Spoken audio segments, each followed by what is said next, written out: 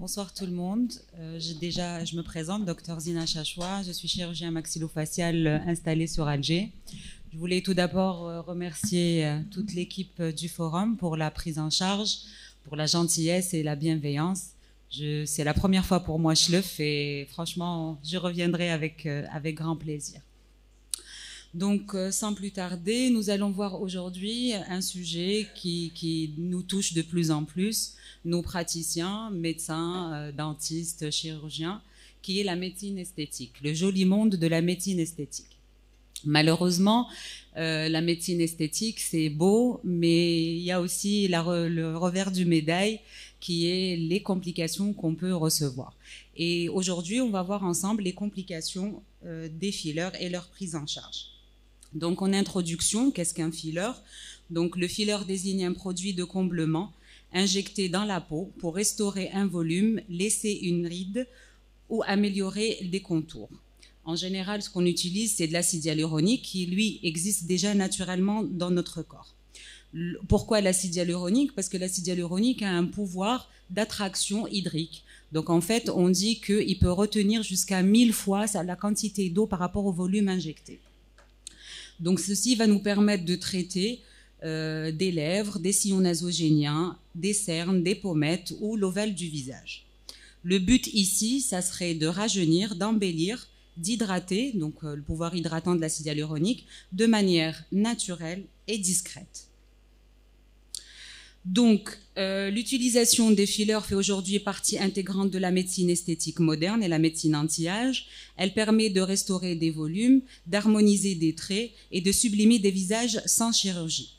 Mais comme tout acte médical, il comporte des risques. Donc, connaître les complications, savoir les prévenir et les gérer rapidement, c'est la clé d'une pratique sûre et maîtrisée. Il ne s'agit pas que d'injecter, mais aussi il faut savoir gérer les complications. Donc l'objectif de ma présentation, ça serait de comprendre les complications précoces et tardives liées aux fillers, identifier leurs causes et leurs mécanismes, savoir réagir rapidement face à une telle complication, prévenir efficacement les risques par une technique rigoureuse et une bonne communication avec le patient, qui reste essentielle déjà pour le rassurer et aussi pour pouvoir traiter le problème. Donc la classification des complications se fait en complications précoces et tardives. Donc les complications précoces, elles sont immédiates, le plus souvent inflammatoires, infectieuses ou vasculaires. Les complications tardives, donc c'est les nodules, les granulums, la migration du produit injecté, les asymétries. Cette classification aide à nous orienter par rapport à la prise en charge. Donc d'abord la réaction inflammatoire. C'est une réaction qui survient dans les quelques heures ou les quelques jours qui suivent l'injection. En général, on a une rougeur, un œdème, une ecchymose, le plus souvent transitoire. Donc en fait, on injecte, on introduit une aiguille, donc forcément, on a une réaction inflammatoire. Elle n'est pas inquiétante, elle est anodine. Notre rôle, c'est de tranquilliser le patient. Par contre, l'inflammation plus d'autres signes doivent nous alerter. Par exemple, s'il y a une présence de douleur associée ou de chaleur locale, ceci nous indique plutôt que c'est une infection débutante. À ce moment-là, il faudra s'inquiéter. Donc, le traitement de la réaction inflammatoire, donc on peut soit rien faire parce qu'elle cède d'elle-même, ou alors on va mettre les patients sous crème locale. Donc en général, moi je prescris de l'arnica qui marche super bien. Ça aide à diminuer l'œdème, ça aide à diminuer l'inflammation, des compresses glacées, et puis on revoit bien sûr le patient pour la suite. Donc les complications infectieuses, donc ici on est déjà dans un stade un peu plus avancé, donc elles sont plus rares heureusement, mais restent quand même très sérieuses. Elles vont apparaître dans les 72 heures, 48 à 72 heures après l'injection, voire des fois plusieurs semaines après.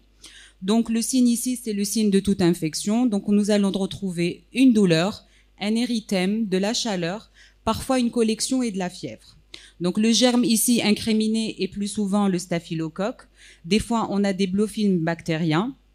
J'ai envie d'insister sur cette complication pour dire que pour moi, c'est une complication qui est injecteur dépendant. Elle dépend de l'injecteur à 90%.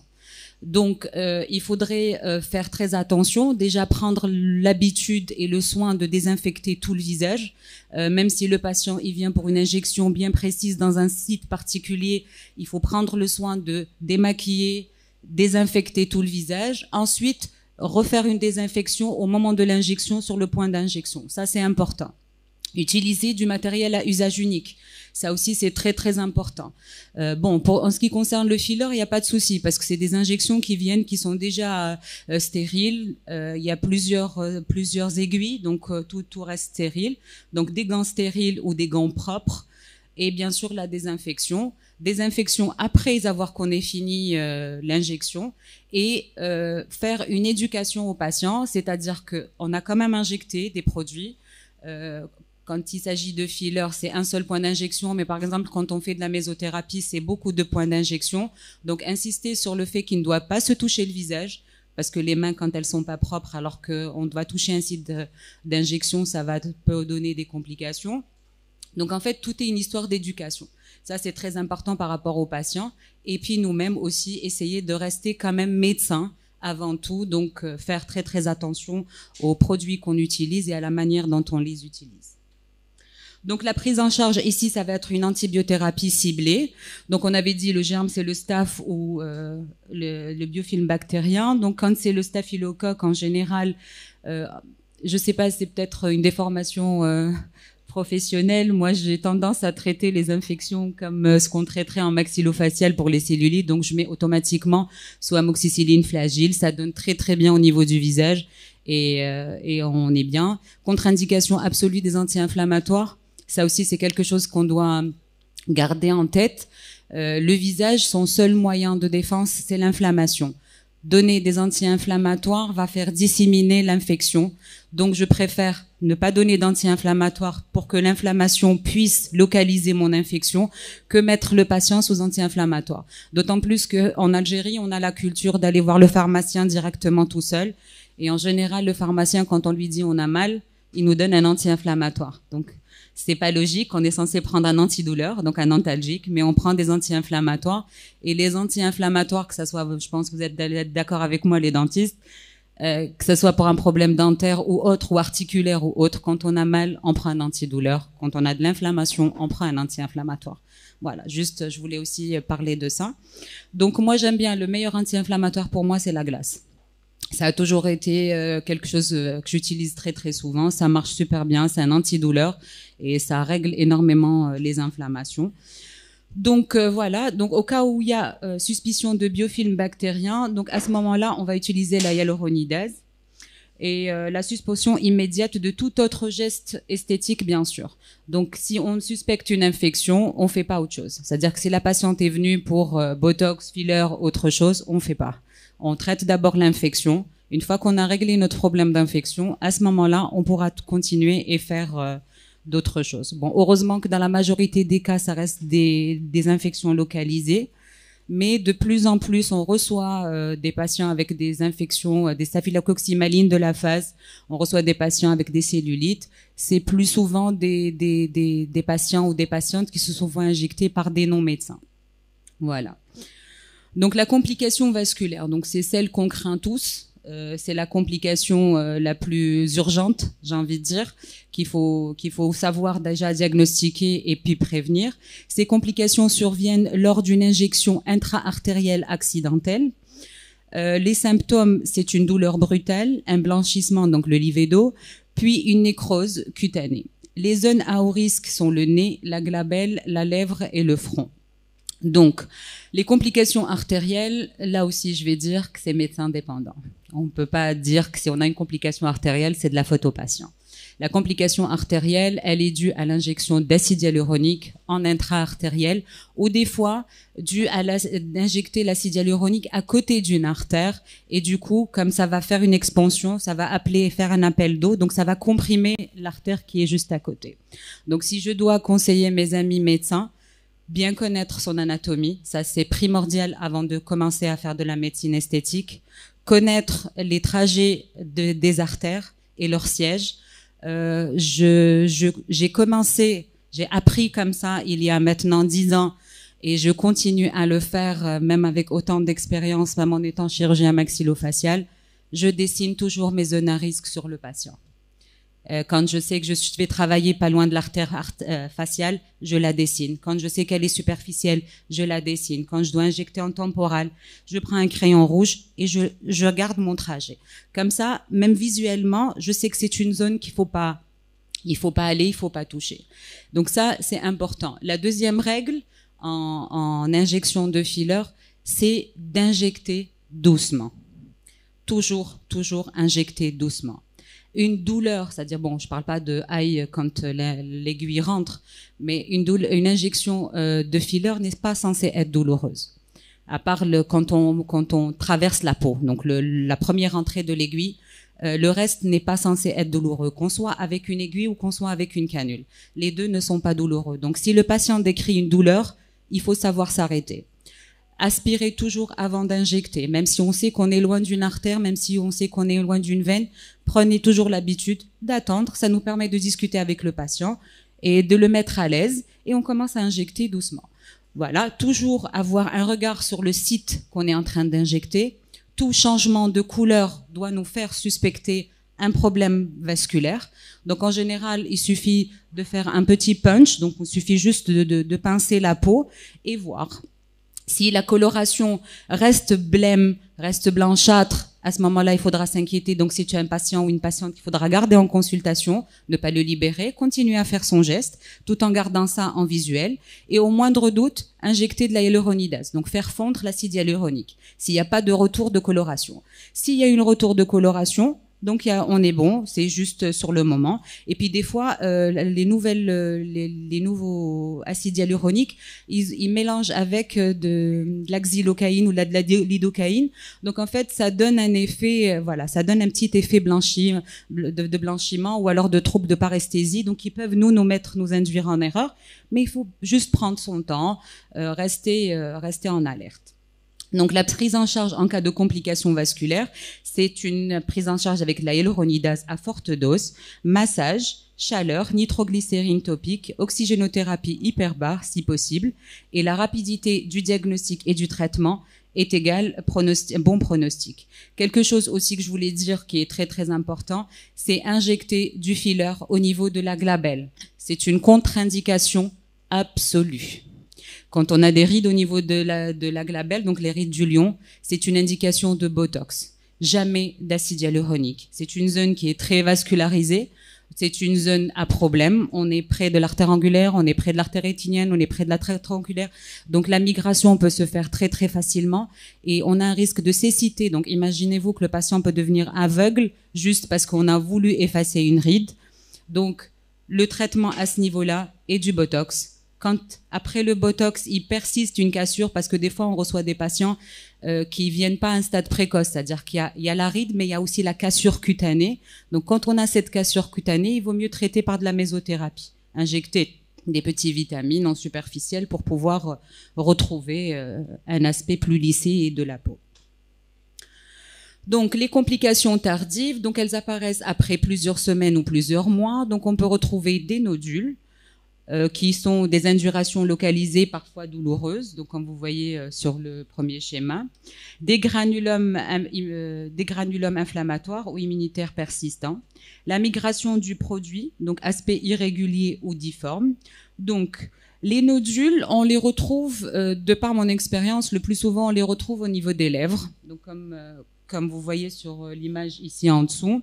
Et ça, c'est dû à l'ancienne technique d'injection. Parce qu'en fait, au début, quand ils ont commencé à traiter la lèvre, ils mettaient des bolus. Et le bolus n'a pas lieu d'exister au niveau de la lèvre. Donc, c'est vraiment une injection qui doit se faire en rétrograde et c'est vraiment des petites quantités.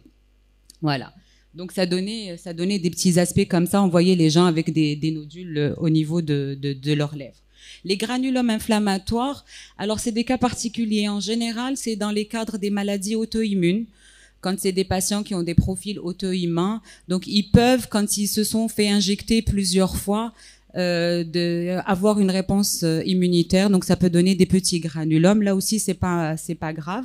Là où c'est grave, c'est comme quand c'est sur cette photo. Certes, cette photo, c'est un granulome inflammatoire, mais c'est un granulome qui est dû à une injection superficielle du produit. Donc, en fait, là, c'est la faute de l'injecteur. Parce qu'en fait, il faut retenir que chaque acide hyaluronique a son indication. Pour quand on a envie d'injecter les lèvres, il y a un acide particulier. Quand on a envie d'injecter le cerne, c'est un acide hyaluronique particulier. Quand on est en contact osseux au profond, on est plutôt dans le réticulé parce qu'on veut imiter l'os.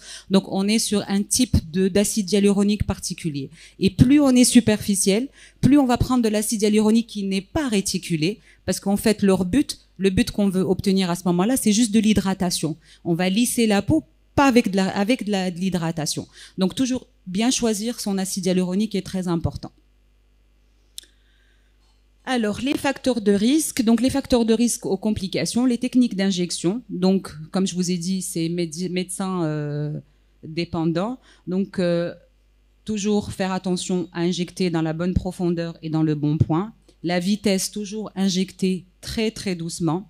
Le volume, donc, si j'ai un conseil à donner par rapport à ça, c'est dire que l'injection d'acide hyaluronique contient 1 ml, voire 1,2 ml pour le lips. Et on n'injecte pas plus qu'une injection dans une zone. Injecter plus, c'est que on ne sait pas ce qu'on est en train de faire. Parce que les injections d'acide hyaluronique, elles sont de plus en plus codifiées. On a des quantités bien précises et en général, on fait des bolus de 0,01, de 0,02. Donc, avec une injection de 1 ml, on peut travailler une zone à l'aise et tranquillement. Donc, le bon volume. Éviter les zones à risque. Donc, pour moi, les zones à risque, ça serait surtout la glabelle et le nez, comme j'étais en train de discuter tout à l'heure avec mon ami. Parce que, en fait, le nez, c'est pas sa place, l'acide hyaluronique. Quand on injecte le nez, de mon expérience, moi, j'ai dû injecter en tout et pour tout, depuis 10 ans, 4 ou 5 nez grand maximum. Et en général, c'est des nez que j'ai injectés pour montrer aux patients le résultat qu'on peut avoir pour la rhinoplastie chirurgicale.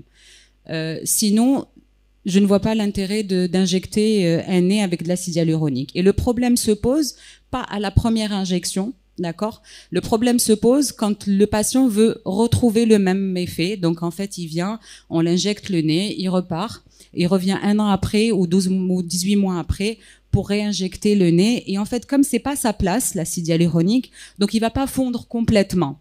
Il restera toujours quelques petits filaments d'acide hyaluronique, et quand on voudra injecter, nous, le nez pour la deuxième fois, on risque de pousser ce qui a été déjà injecté, ce qui reste d'avant. Donc, en fait, on va être dans de mauvais calculs de volume, et on peut, à ce moment-là, comme on est aussi près de la zone à risque, faire plus de complications que de bénéfices par rapport aux patients. Ensuite, je voulais parler du produit. Donc, comme je disais tout à l'heure, chaque acide hyaluronique a une viscosité, une réticulation particulière, et ceci implique la zone dans laquelle on va l'utiliser. Je voulais parler pour dire que actuellement en Algérie, on a quand même la chance d'avoir les plus grands labos qui sont installés. Donc, on a le Filmed, le Teoxane, le Restylane, qui sont des références européennes, qui sont présents. Donc, ça nous réconforte, nous, en tant que praticiens, parce que ça nous permet d'acheter des produits à la source, avec facture, avec numéro de lot, avec date de limite d'utilisation. Donc, ça, c'est important. Éviter d'acheter ces produits sur les réseaux, parce qu'on retrouve tout et n'importe quoi, et avec tout ce qui peut se retrouver comme fake, comme imitation, on ne sait jamais ce qu'on a. On connaît même pas l'emballage, on sait même pas si c'est hermétique, si c'est de bonnes conditions. Des fois, on retrouve des marques qui n'existent même pas, des noms qu'on connaît pas, et même quand on fait une recherche Google, point d'interrogation. C'est des choses qui n'existent pas. Donc, faire très très attention sur l'achat du produit. Ensuite, je voulais parler de l'asepsie. Donc, comme je vous ai dit, utiliser au maximum des produits à usage unique, prendre l'habitude de désinfecter le patient, même si on ne doit rien lui faire. Moi, c'est devenu chez moi un réflexe. La patiente, quand je dois l'examiner, je désinfecte d'abord.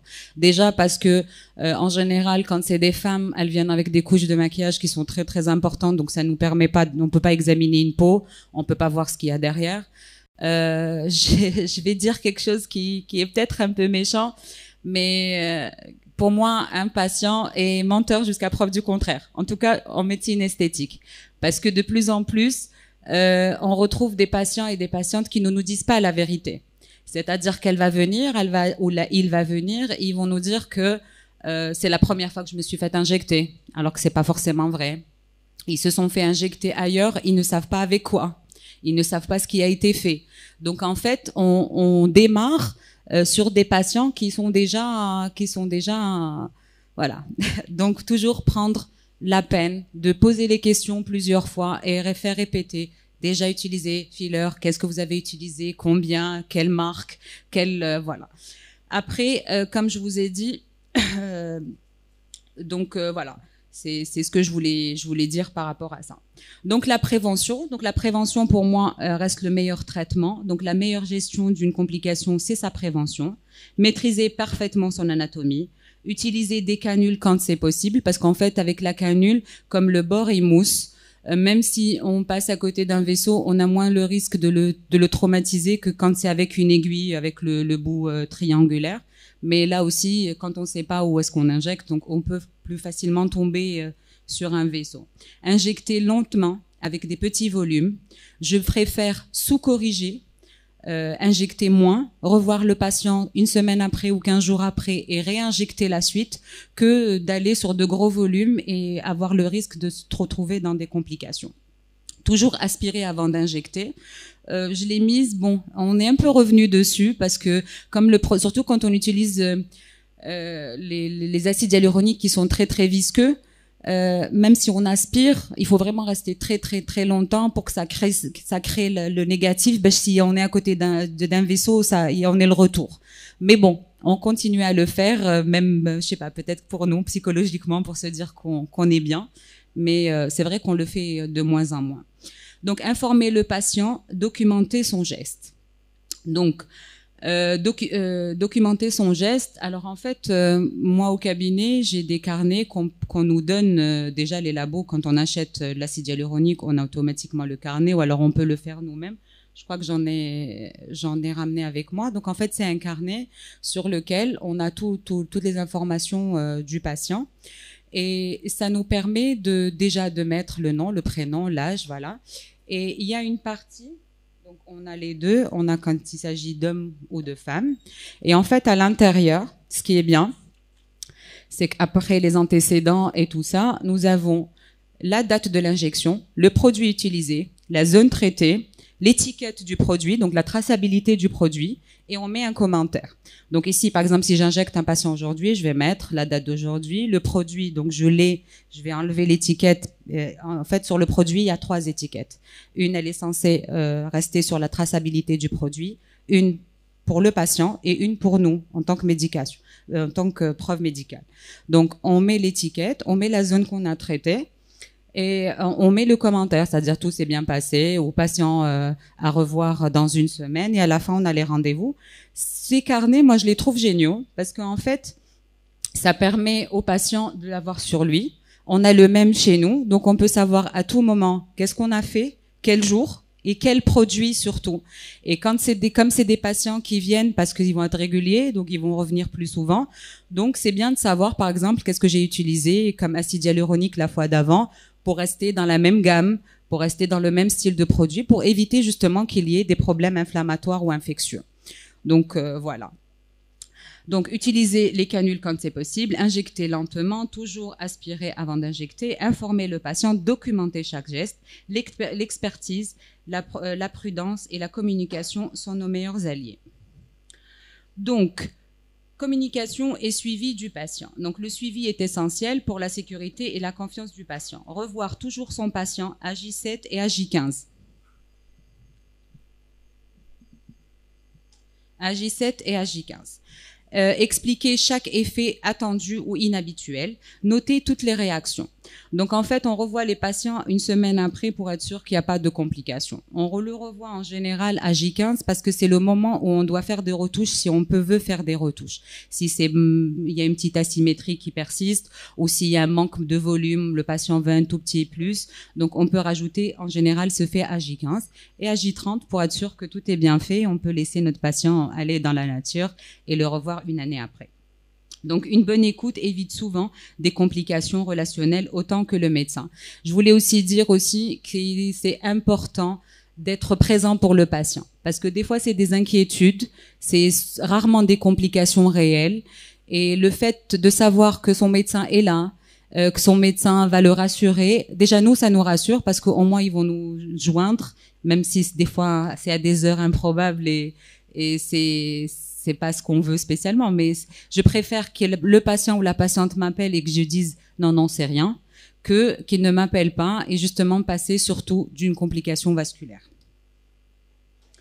Donc, on revient à la hyaluronidase. Donc, la hyaluronidase, donc le produit qu'on a en Algérie, c'est le Liporase, c'est celui qu'on utilise tous. Un conseil, quand on veut injecter de l'acide hyaluronique, avant d'acheter la seringue d'acide hyaluronique, achetez la hyaluronidase. Ça coûte 2 fois rien. Je crois qu'elle est à 2500 dinars le flacon. Donc, c'est pas grand-chose. C'est un geste de sécurité à avoir dans son cabinet.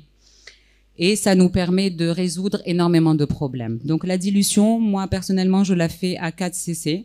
Donc, c'est une petite boîte. Donc, faire 1 cc de hyaluronidase. Moi, je la dilue à 4 cc. Je rajoute toujours un tout petit peu de xylocaïne parce qu'en fait, la dissolution de l'acide hyaluronique est douloureux. Et comme on doit masser pour faire bien pénétrer le produit, donc, pour être à l'aise et que le patient soit à l'aise, je rajoute toujours même pas un 0,1 de xylocaïne et ça me permet de faire mon travail plus simplement. Donc là, vous avez une image d'un effet Tyndall. Donc c'est une injection d'acide hyaluronique qui a été faite au niveau du cerne, mais qui a été faite trop superficielle. Ou alors, ils ont dû utiliser un mauvais acide hyaluronique, parce qu'en fait, c'est une zone qui est très fine, et on est censé utiliser un acide hyaluronique qui n'est pas réticulé du tout. Et pour injecter le cerne, on n'est pas censé injecter le cerne, on est censé injecter aux alentours. Donc des fois, pour une mauvaise pratique ou pour un mauvais choix de produit, on peut se retrouver avec un effet bleuté ou carrément l'inverse, c'est-à-dire que le patient ou la patiente vient pour un cerne et elle se retrouve avec des poches sous les yeux. Donc, on peut le dissoudre tout simplement avec la hyaluronidase. Le deuxième cas, c'est une patiente qui a été injectée, qui s'est fait injecter les lèvres et où le produit a migré dans la lèvre blanche. Donc, la dissolution s'est faite avec la hyaluronidase. Donc, point clé à retenir, toujours anticiper les risques avant d'injecter, réagir vite et calmement face à une complication, ne jamais banaliser une douleur ou un changement de couleur, test de vitalité obligatoire, documenter, suivre, apprendre à chaque cas. Donc en conclusion, les fillers sont des outils formidables entre des mains expertes, mais l'expertise ne se limite pas à l'art du geste, elle réside aussi à la capacité de prévenir les complications, donc reconnaître et traiter toutes les complications. Notre rôle, c'est d'allier beauté, sécurité, rigueur scientifique. Et je vous remercie.